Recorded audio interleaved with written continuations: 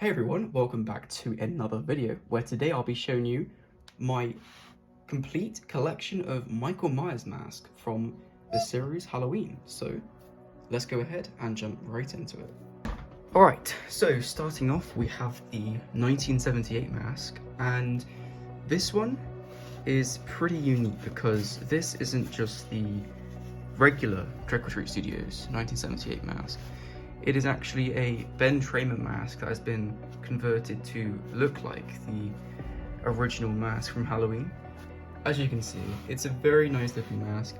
Reminds me a lot of the flashback mask from Halloween Kills, and other people have said the exact same thing. So on the mask, it does include the trademark details. For example, the two glue lines inside the temple here. This one, of course, is the straight, and that's the crescent one. The hair, it does look to be brand new hair. I'm assuming it's some sort of like mohair, or I think it's just mohair really, but it still feels really nice and has a good color to it. It does include some skin tone on the bottom of the neck. Honestly, I think these styrofoam heads off Amazon do the job greatly. Okay, so moving on, we're now going to move on to the next one, so the next one is another Trick or Treat Studios one, but this one is not yet rehauled. This is the Halloween 4 mask. There you go, that's a little bit better. Okay, so as you guys can see, this is a very nice mask. I've already done a separate unboxing and review of each of these, but this one, yeah, this one's great. I love Halloween 4.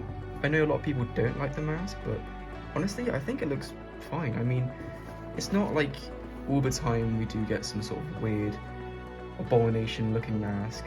This isn't too different to the actual look of Michael Myers either. I'd say the Halloween 5 one was more of a oddity compared to this one, but you know, that's just my opinion. Yeah, as you can see, stock paint job. I don't plan on getting this rehauled at all. I think it's absolutely perfect, just the way it is. The hair is very nice on this one. It's quite light, but also has that kind of thick-looking appearance to it. It goes over the ear, as you can see. Sideburns on this one. And this one does have the blackened out eyes that come already attached to this thing. The entire mask is coated in this sort of dimple texture, which goes over the lower face here and on the forehead. I think this is to add more of a grainy look to it. It could be like dirt, it could be an attempt at doing dirt, but honestly, it looks pretty fine just the way it is. I don't think there's any problem with it. There have been some masks I've seen where there's very obvious, like, you know, you can kind of see here like these kind of splodges of dirt. Other masks have a very exaggerated appearance to the point where there's like obvious black dots all over it, but honestly, I don't think this copy has too much of a bad job with that. I mean, it looks perfectly fine. From a distance, you can barely even notice it anyway. But yeah, that was the Halloween 4 mask. I'm very, very pleased with this mask. And yeah, this is probably the best like Trick or Treat paint job there is with the mask, like base. So yeah, if you get one of these, you probably will have no need to rehaul it unless you really want to. But yeah, I'm fine with it absolutely the way it is. That was the Halloween 4 mask. Moving on, I think it's going to be this one. Okay, so this next one's pretty interesting. So, this one right here, let me just clear these guys out of the way. This one, I had no idea what this was when I initially got it. All I knew was it was a Cemetery Gate Productions, which, for those of you who don't know, was a very well-known sort of like, it still is a very well-known like mask making company. I'm not entirely too sure about the origins, but this particular one I do know for a fact is from 2002. As you guys can see on this like stamp of approval, I guess. Copyright 2002 Cemetery Gate Productions. So that's all I knew. The listing specified how it was a 2002 mask, 78 mask, so this is supposed to be the 78. But what really threw me off was, take a look at the hair. This is how it came. It's like spiky like that. And obviously no mask that I know of has this level of spikiness. So I did some online research, but I could not find anything as to what this mask could potentially be. So I reached out to the Michael Myers mask subreddit, and fortunately they were able to identify this thing very, very quickly as what's now known as was known as a killing machine. Cemetery Gate Productions killing machine. I believe they were in production from 2002 and 2003 till, I'm not entirely sure, but I don't know if they're too rare to come by. I wouldn't assume so. I do believe there was quite a lot made, as a lot of people do remember having this mask quite a while ago and then either losing it or just selling it on. So I don't think it's too rare of a mask, but I was just really happy about kind of knowing what it actually was. So in the photos, I'll show one up on screen, throw one up on screen so you guys can see what it did initially look like when it was brand new way back when it was first introduced. The hair is very much peeled back and kind of like matted, whereas nowadays you can see this one's hair is very much spiked. But no, it's not really a big deal. I mean, I actually really like this thing. I got it for a great price too. Yeah, the only kind of visible signs of aging really are the coloring. I mean, I'm just kind of happy to own this thing since it's a little piece of history that I kind of, yeah, find kind of cool. I like that kind of stuff, and so I'm absolutely fine with it. Yeah, so other thing about this mask to note, the latex is incredibly thick. I'll show you here around the back. There is a signature, I think. Yeah, right in there, it's Cemetery Gate Productions. I believe that's number 74 and 3 abbreviated letters at the bottom there. I'm not entirely sure what that entails, but I assume it's the person who made the mask or finished it. Very, very cool. But yeah, the latex is significantly thicker than the Trick or Treat ones, which is what threw me off initially. And there seems to be some sort of plate inside the head. Okay, so that was the killing machine from Cemetery Gate Productions. Now I'm going to be moving on to the next one, which I believe... Okay, so the next one we're going to take a look at is the Halloween Kills mask from Trick or Treat Studios. Now, this one is very special for a particular reason, and it is the first ever Michael Myers mask that I actually purchased. And this was way back in... I say way back like it was years ago. It was actually just a little bit over a year ago. It was January 2022. Yeah, ever since I got this thing, it kind of like encouraged me to continue getting more, because I don't know if you can see on camera or not, but I just love how much detail was put into this.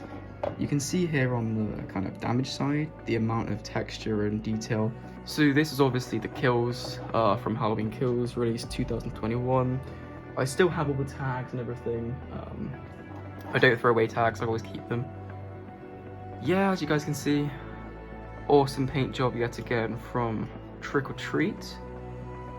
They have this blood which has that effect where it looks like it's permanently wet. It does begin to crack, so I'm just being careful not to try and damage it anymore. But yeah, I've already done a review on this thing way back when I first got it, so check that out if you really want to. I'm going to mainly talk more about masks I haven't done reviews on. So yeah, but anyway, moving on from Halloween Kills, absolutely love it. So in the respectful order, next up is the Halloween Ends mask, released for Halloween Ends. And yeah, as you can see, love this thing. It's, I think, probably the second best paint job on a sock mask from Trick or Treat that I have. I'll try to get that in focus for you. There you go. So yeah, as you can see, absolutely awesome coloring, detail is phenomenal. This is a very, very good sculpt. I will just say that off the bat, because honestly, looking at this thing in real life, all these crevices, all these little lines and details are all very much built into the mask. These are all part of the mold, and so if you were to try and rehaul this, you'll probably get some good luck, because frankly the texture is all just there. It's really quite impressive, really. Probably the most detailed mold there is right now for Trick or Treat Studios, because obviously the ends mask is very, very old at this point in time, and all these cracks will be showing up, and yeah, I believe I've got a pretty good copy for that. As you can see, the mold has now rested in the bullet wound there. And yeah, the mold is surprisingly pretty good. I mean, I like how it's limited to just this side. If it was all over the thing, it would be kind of like, I mean, it kind of is all over the thing, but it's not like to the point where it's like this on that side. So yeah, I just really like this thing. My only pet peeve really would be the hair at the back. It kind of gets a little bit matted to the point where it starts to peel off, but that's only if you're messing around with it. I used this for a fan film a couple months ago, and it held up very well. Absolutely love this thing. I was so hyped to get it since the film came out. And yeah, anyway, moving on to the next one. Okay, for fans of Rob Zombie's Halloween, I present the Ford Effects Rob Zombie mask. So, this mask is made by an artist known as Ford Effects. I purchased this thing off of eBay very, very recently, and I just love this thing. I don't have any other Rob Zombie masks. I know for a fact that Trick or Treat Studios are coming out with a mass-produced Rob Zombie mask this year for their new mask, since they did get the license finally. After a very long time, they do officially have the license to carry on and start making them. And there was actually a Mad About Horror live stream with Trick or Treat Studios themselves, and they unveiled the masks on there on Instagram. It was really cool. No, they look great. Literally, they look fantastic. But this particular one is a independent artist work, custom mold, I believe, as well. I know a lot of Rob Zombie masks do get molded off of the Gemini animatronic from 2009. Might have been 7 and 9 since there was 2 films. I think it was the 2009 one, but I believe this one is a custom sculpt.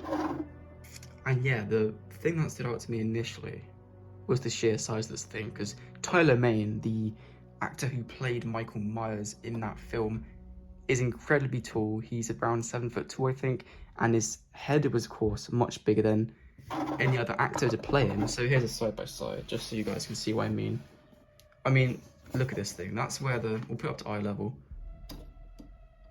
It just doesn't really compete in a way that, yeah, as you can see, it's just, there's quite a big size difference, but I love all the little cracks in this thing, especially on the forehead there, and the cracks on the cheek.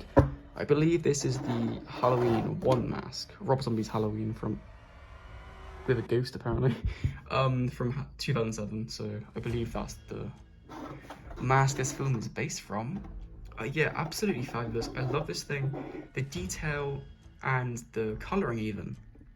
It looks fantastic. It's a nice grungy yellow, and the hair is also very high quality. I believe it's also, I don't know if it's mohair or not. It feels a little bit different, so might be something else, but I'm not entirely sure. But yeah, this is a mask I have not done a video on until now, which is sort of my main reason for doing this, because I really wanted to show you guys these masks up close. I know the camera angle was absolutely awful. I've broken my tripod yet again. It fell down the stairs. Don't ask me how. It just did. And yeah, I'm currently using this microphone stand, so that's why it's all shifty. But yeah. Okay, so that was the Ford Effects 2019 Michael Myers mask.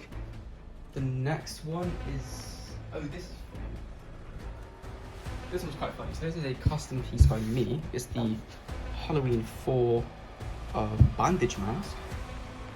I was inspired to make this because I just wanted to give a go at it. I liked how it looked I just made this because I thought yeah, I mean, Trick or Treat probably will end up making a bandaged mask at some point in time, but yeah, there's my attempt at it. Another kind of cool one. This is actually one I finished quite recently. This is my most recent attempt at the 2018 mask. I think, yeah, I mean, it's definitely not the best, not up to absolute standards of other masks from 2018, but this was my attempt at doing it from scratch. Everything on this was completely stripped off. Let me try to get a better angle for you here. Everything on this was completely stripped. The paint and the hair down to like the actual latex itself, and I just built up the colors and everything from there. I think it's the best one I've done in terms of rehauling these. I'm still needing to hair it, but I have haired my second one. But yeah, as you can see, this one has hair on it now. This is one of the two. I had two initially. This was the one I got way back in, I think, January 2. I'll show you a photo on screen now of the initial mask, this one, when it, I had it first, because as you can see, it looked terrible. I mean, at the time I didn't really know, but when I looked at like other masks, I can kind of see it like did not at all look like the 2018 mask, and that in itself inspired me to kind of give a go at making, try to paint up and touch up the paint job. And this particular one's been painted I think about 3 or 4 times, and this is the one I've settled on. It's obviously not perfect, but yeah, I'm kind of happy with it. But here's my other one. I forgot to show you this.